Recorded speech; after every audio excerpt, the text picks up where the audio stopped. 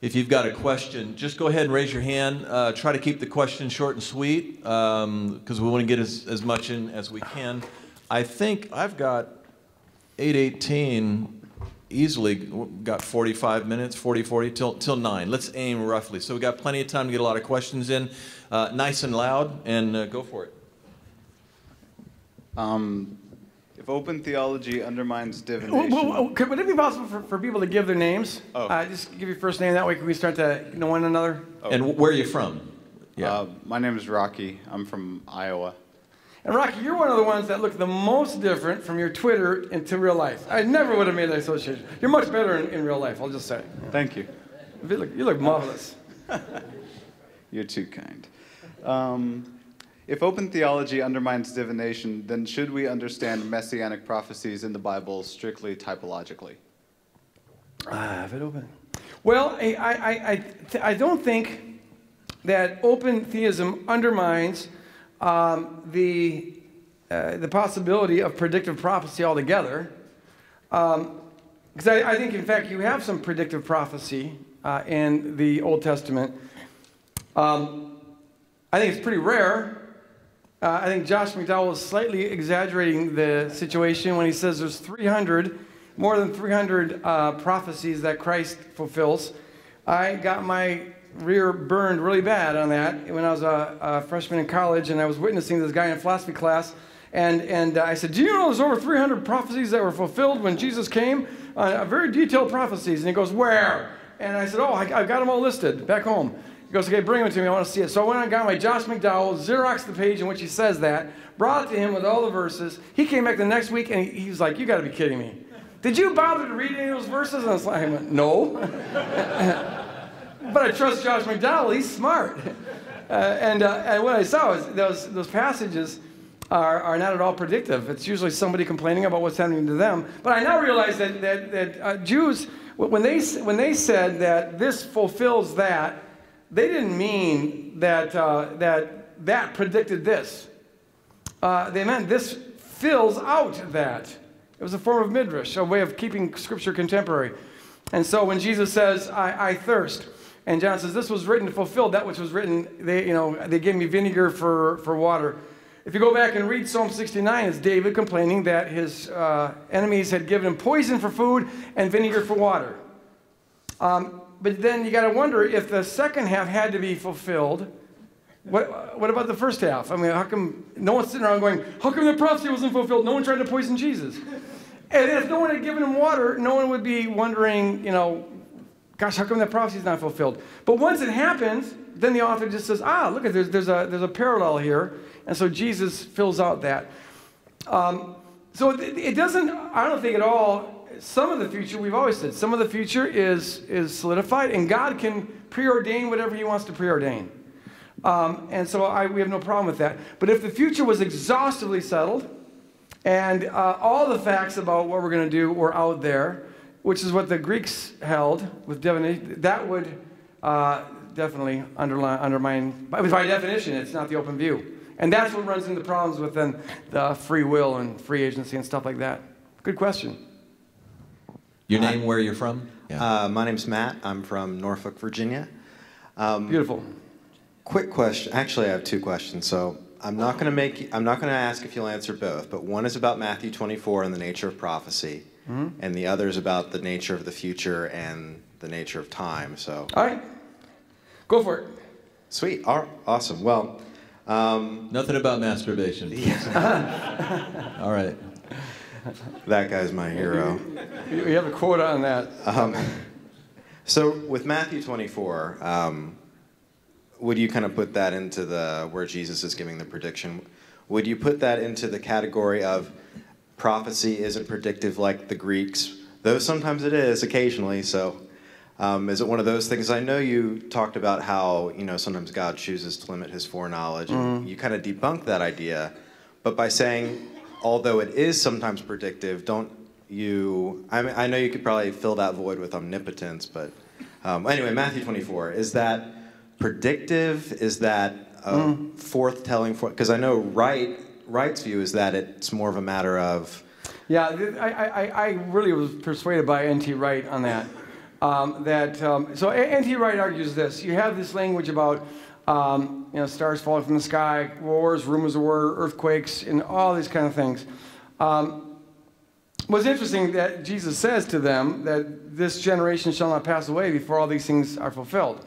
And that already is a clue that something else is going on. But then the dispensationalists argue, have a way around that I don't want to get into. But N.T. Wright argues that the language that Jesus uses there, and it's also the language that you find Paul using, of the eschaton, the final judgment, the rapture, going up to meet him, all that stuff is standard apocalyptic language that any Jewish person in the first century would have known is not meant to be taken literally.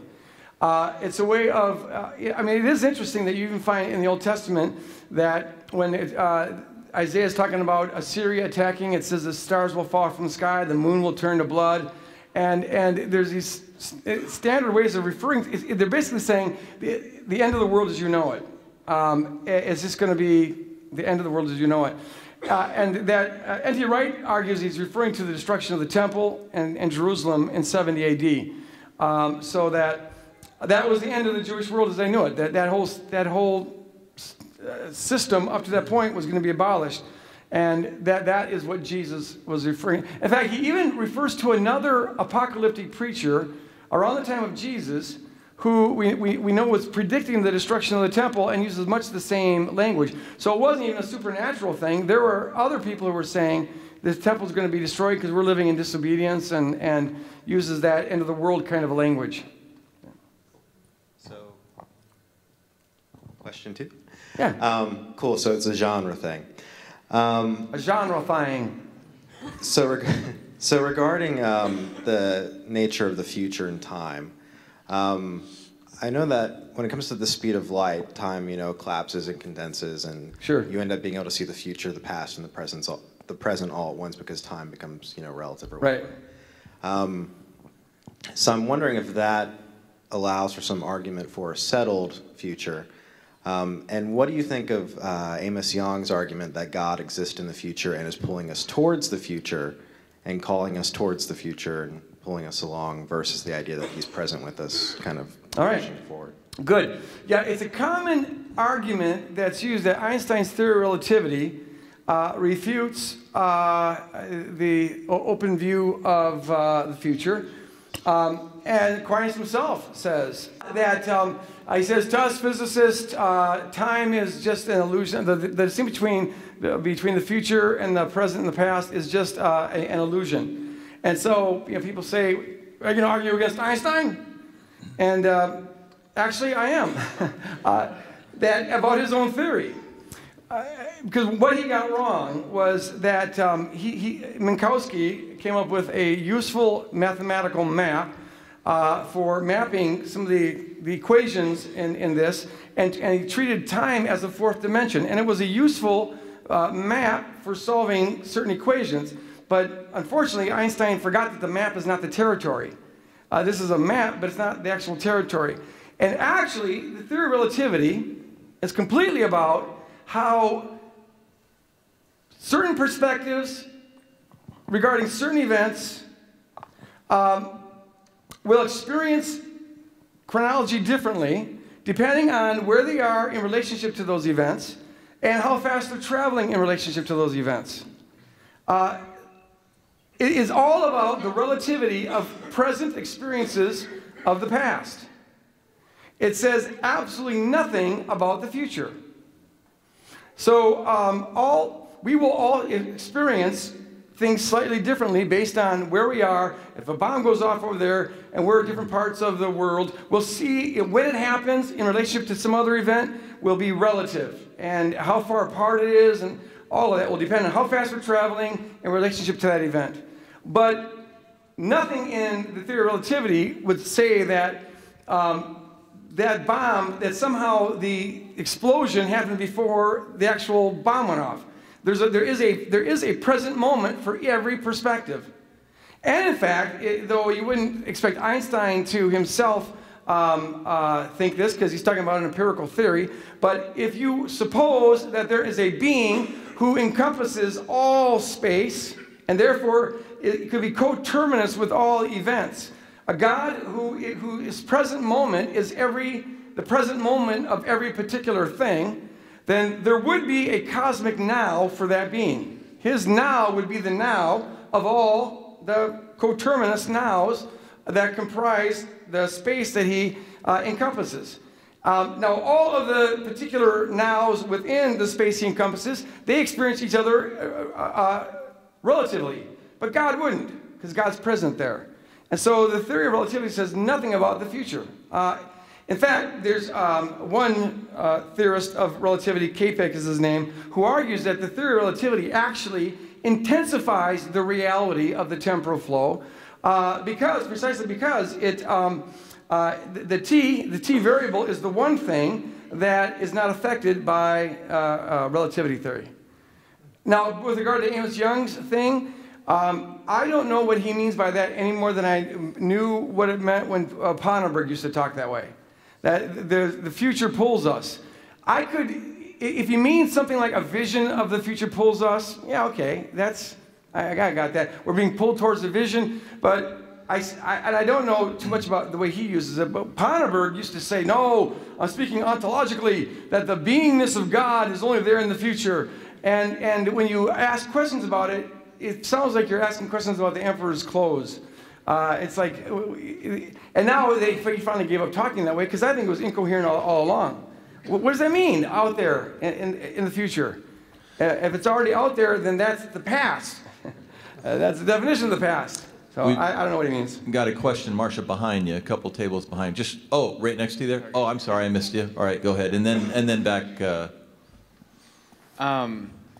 I'm a student studying biblical Name? theological studies. Oh, John Daniel. I'm from Richmond, Virginia. Excellent. Gosh, Richmond, Virginia. Can teach some people here. So I love theology, and I love biblical studies, and I love open theology, and I'm just very passionate about it, and it's just my life.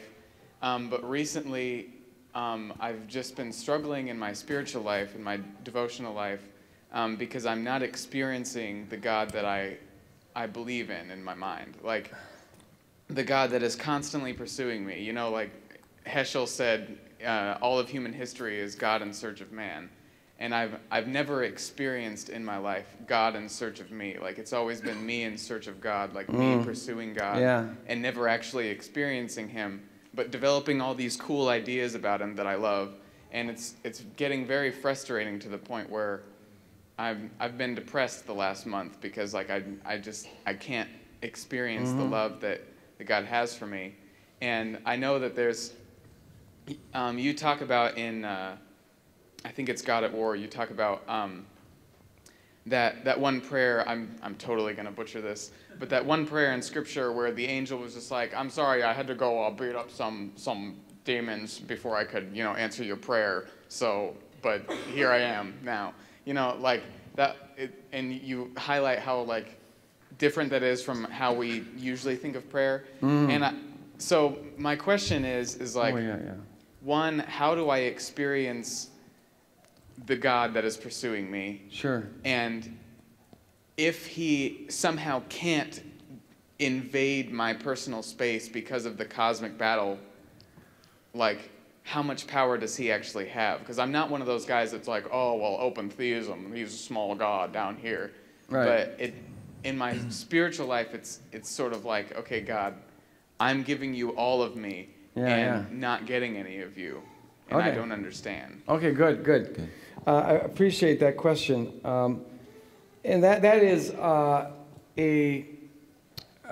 just know that's a very common thing. Whether you're passionate about theology or not, you go through times where it's like, God, where are you? And I'm not feeling this at all.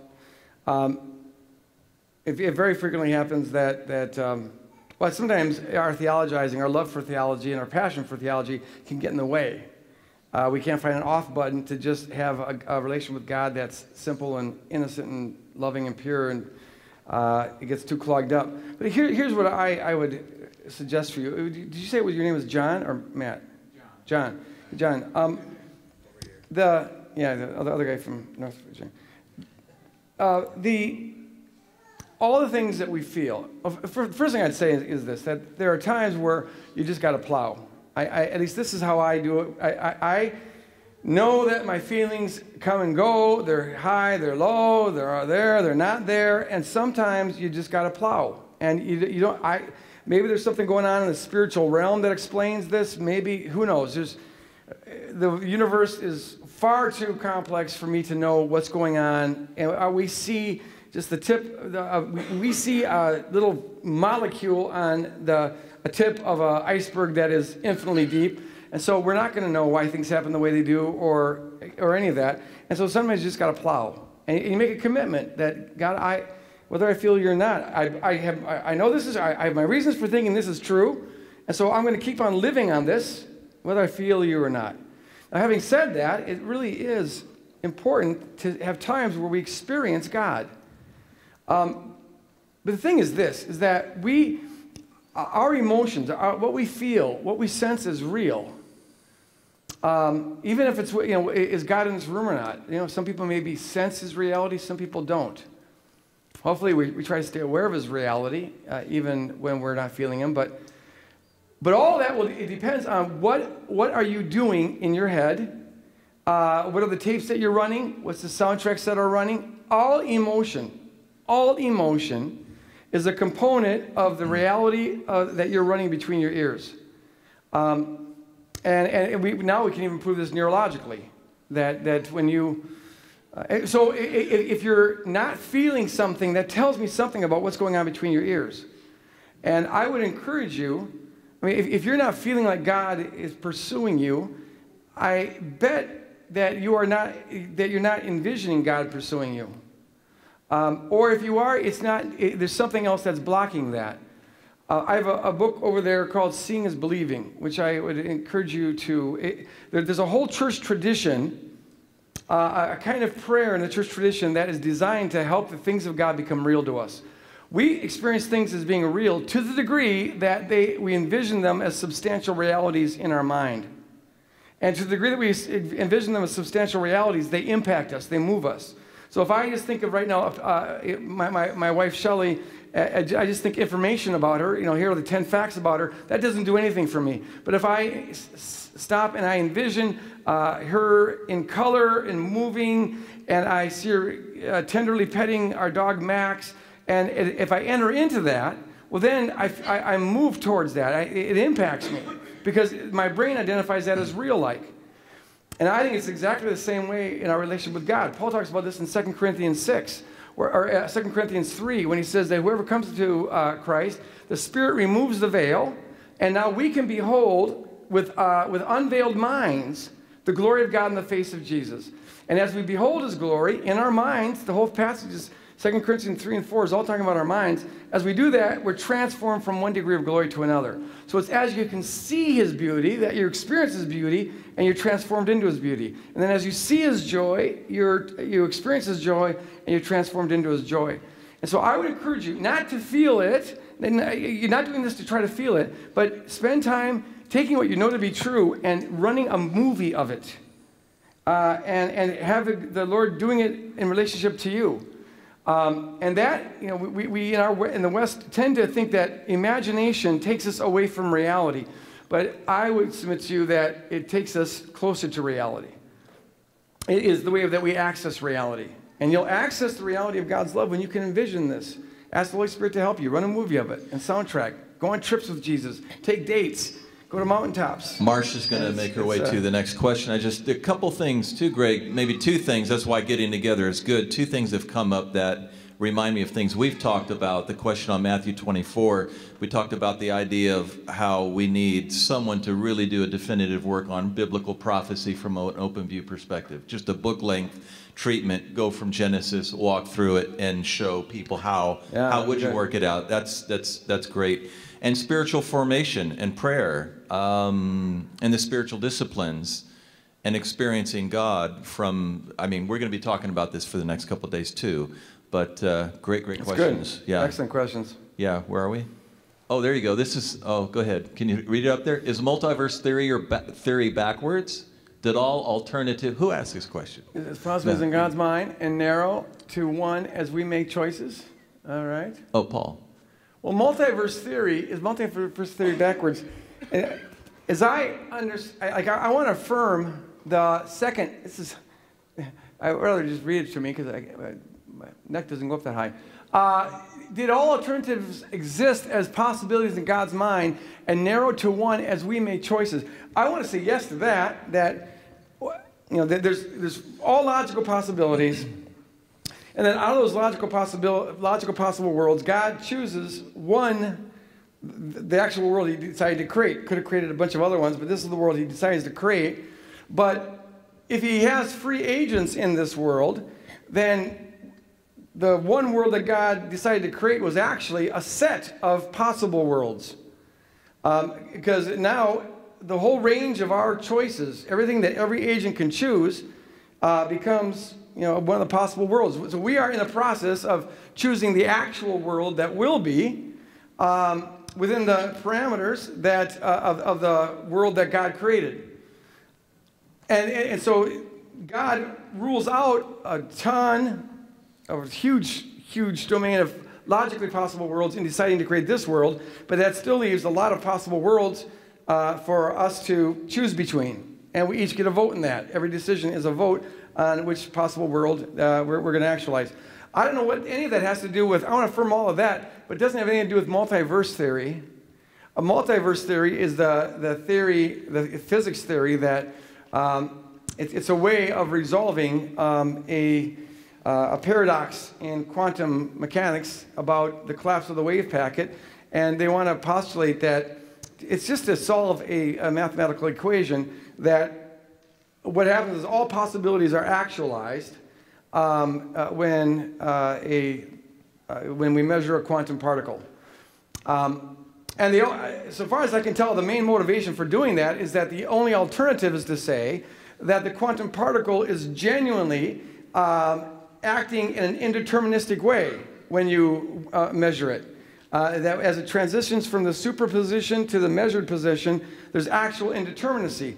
And some people are so against that they would rather say, no, it's deterministic, and therefore all the possibilities were actualized. So the universe is branching out every nanosecond. But that has nothing to do with